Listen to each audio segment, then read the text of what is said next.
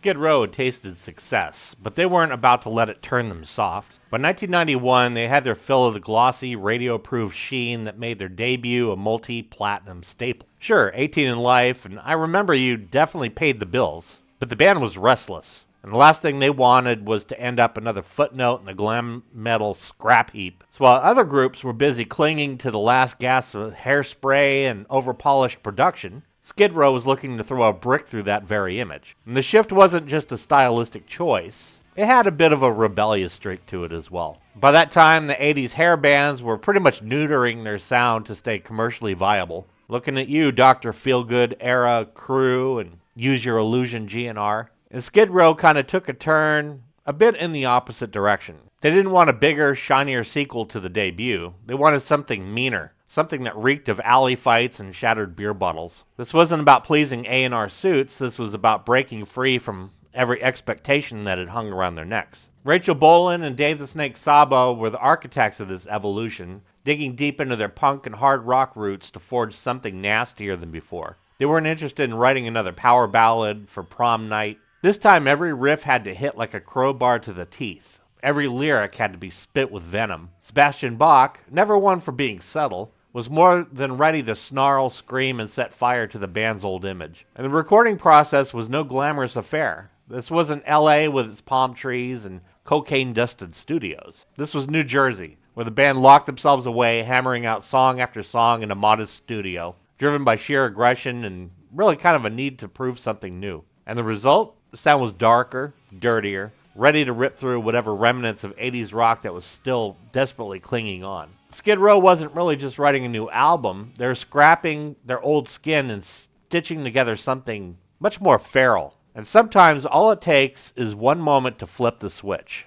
That moment came when Scotty Hill tossed Cowboys from Hell onto the stereo. That opening riff from Pantera's album hit like a freight train, and Sebastian Bach knew right then and there that they just found their new favorite band. This wasn't some passing admiration either. Bach was so blown away that he made it his mission to get Pantera in front of as many people as possible, a move that would actually later put Pantera on the Slave to the Grind tour. But this wasn't just about discovering Pantera, it was about realizing what was possible. If Skid Row had been standing at a musical crossroads, this was the shove that sent them careening down that heavier path. No more of that slick, MTV-ready glam metal. It was time to introduce more violence into the sound, the kind that made you clench your teeth and throw the fist in the air without even thinking. By the time they hit the studio, they weren't just a band with some new songs, they were a well-oiled machine. The songs themselves had already been tried and true through live shows and relentless rehearsal sessions, and there was an urgency that made every track feel like it had to earn its place on the album. So recording kicks off in late 1990, split between a New Jersey rehearsal studio, where they hammered out demos with Michael Wagner, who's at the production helm, and two high-end spots, New River Studios in Florida and Scream Studios in LA, where they put the finishing touches on everything. Now, Michael Wagner's job this time was basically to capture that pissed-off energy the band had been cultivating. And sometimes the best things just happen when you let it rip. Case in point, the title track. The band had just demoed it live in New Jersey, planning to re-record it later with better production. But when the time came, Wagner took one listen and basically said, screw it, this is it right here. And that version on the album, that is the demo. Recorded, mixed, and slapped onto the final record in an hour. No remixing or tweaking, just straight up aggression in its purest form. And that pretty much set the tone for what kind of record that they wanted Slave to the Grind to become. And of course, with that kind of intensity in the studio, things would get heated. Sebastian Bach described himself as a miserable bastard during that time. But eventually something clicked. And by the end, he went from being the guy you'd want to throw out of the room to the guy who was just ready to get in there and throw it all down. It was like flipping a switch. But that energy was there, and it was all over the record. Now, what's interesting is that one of the studios they recorded in, New River Studios in Florida, is actually owned by none other than Gloria Estefan, from Miami Sound Machine fame. But the final sessions in Florida and LA took the band's new aggression, gave it that production muscle to hit like a sledgehammer. They had some great recording gear, including Neumann's microphones, SSL 4000 mixing console, top-of-the-line compressors. For guitars, they had a whole array of Les Pauls and Strats to choose from, running through JCM 800s and Mesa Boogie dual rectifiers. But the overall sonic result from it is that it could just rip your face off. But amid all the sonic carnage and studio wizardry, The Slave to the Grind sessions had their share of ridiculous, larger-than-life moments, because of course they did. One of the most infamous, when they were at New River Studios, it wasn't exactly the kind of place you'd expect a band like Skid Row to be holed up. But once word got out that the group was there,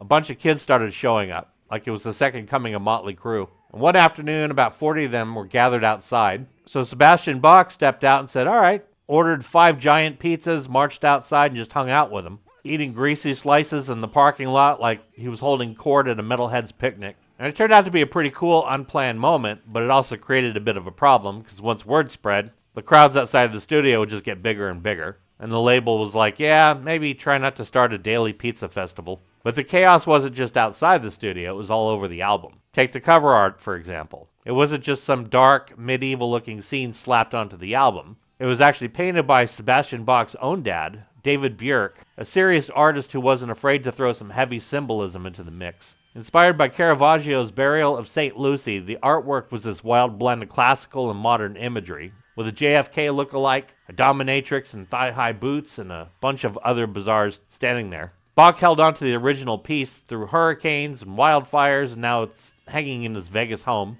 And then there's the title track debacle. Normally, a band records a demo, tightens it up, and then lays down a better version. And they kept trying to re-record Slave to the Grind in the big fancy studio, but it just wasn't happening. The original demo, recorded in that New Jersey rehearsal room, just had it. It had all that energy that they were going for. Starting off with Monkey Business. It's a solid opener that really sets the tone right out of the gate. It's got a nice, soulful, bluesy intro. The guitar volume is turned down. Sebastian Bach is singing kind of bluesy and smoky over the top of it. And then bam, they just come flying in. He's at full octave range. And the guitars have this snarling tone to them. Sebastian Bach really brought the fire, pushing his voice to absolute hellish heights. And he actually had an audience doing it. None other than Lars Ulrich from Metallica sat in during the vocal takes, watching Bach lose his mind in the booth as Sebastian stared him straight in the eyes as he sang each and every lyric. Bach later said that having Ulrich in there was like an extra shot of adrenaline. But those guitars,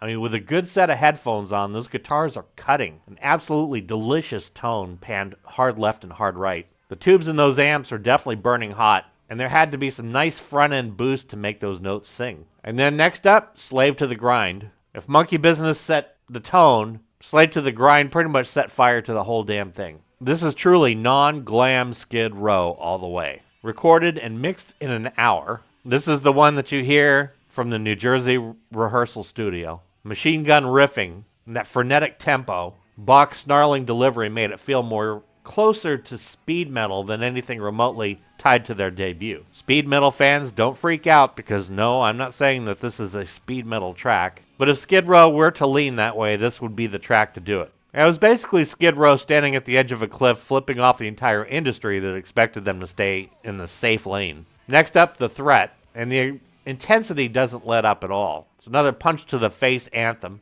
And Rachel and Saba wrote this one with a no bullshit attitude, hammering home the album's overarching theme. Life is a grind, and you better be ready to fight through it. The riffs are sharp, and the tempo is just spot on. And then Quicksand Jesus. After 3 tracks of pure carnage, Skid Row throws a bit of a curveball with this one. But it's not a saccharine made-for-radio ballad. It's more of that emotional, heavy slow burn. Bach's vocal range on this one is just ridiculous, shifting from soulful crooning to a wailing, desperate plea. It's the kind of song that proves a band doesn't have to only go fast and heavy to be powerful. And then Psycho Love is the next track, which has this eerie, menacing groove that really never lets up. Lyrically, it's about that razor-thin line between madness and passion, something the band was probably very familiar with at that point. The guitar work is pure sleaze, but in the best possible way, making this one of the more underrated gems. And then one of the most beloved tunes, Get the Fuck Out. As if to prove that they had that punk attitude fully intact, Skid Row threw this one right on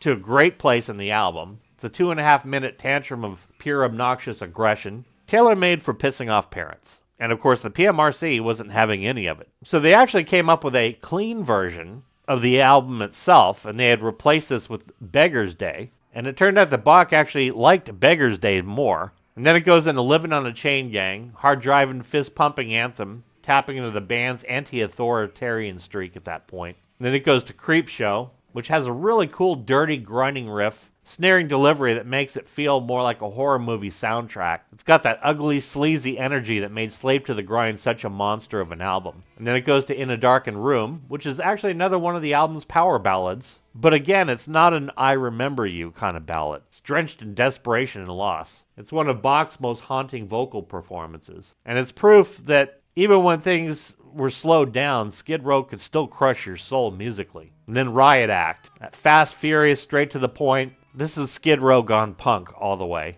They say it's raining but you're pissing down my back, so stop reading me the Riot Act. It's a perfect soundtrack for smashing something. And then it goes to Mudkicker, which actually polarized a lot of people. It's a bit of a turning point for Skid Row's sound because this is where they touched on that groove metal. And it was inspired by when Scotty Hill had played Cowboys from Hell for Bach. Mudkicker drips with that Pantera-inspired swagger, where it has that bluesy, and you can hear the hard rock roots in there.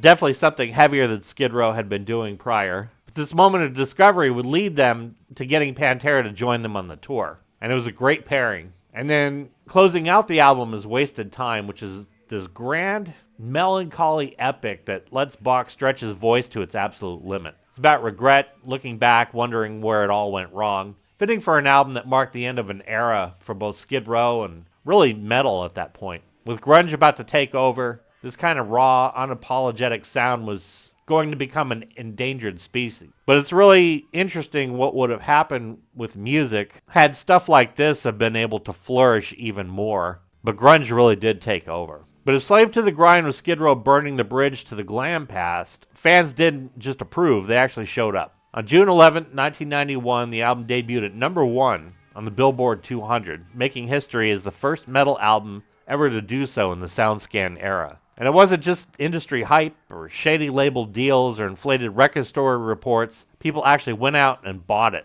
134,000 copies flew off the shelves in week 1, and by the end of July, it had already gone platinum. Eventually, it would rack over 2 million sales in the US alone, proving that going heavier is definitely not a career killer. And really, for longevity, it was necessary. Critics were split. Some got it, some didn't. Spin really liked it, comparing the intensity to early Crew and Judas Priest. AllMusic dug the fact that it was aggressive and cohesive at the same time. And of course, Rolling Stone didn't like it. Gave props to Wagner's production and how tight the band sounded, but griped the lyrics were still stuck in glam metal cliches. But really, what drove this album into legend territory wasn't the music. It was the relentless touring that followed. Skid Row landed the opening slot for Guns N' Roses on the Use Your Illusion tour. At the same time, GNR was the biggest band in the world at that point, meaning Skid Row had the opportunity to prove this new heavier sound to big crowds night after night. And they brought the goods. And then came 92 when they took the show on the road as headliners, bringing Pantera along for the ride. Skid Row embracing Pantera and vice versa. It was a sign that the new generation of metal really had arrived. And Pantera at this point was still kind of clawing their way to mainstream recognition. And so Skid Row put them in front of a bunch of hungry, pissed off crowds who were ready for something heavier. But the road was never smooth. When Pantera needed a breather from the punishing schedule, Soundgarden actually stepped in for a 3-week stint, an absolutely bonkers shift in sound and vibe.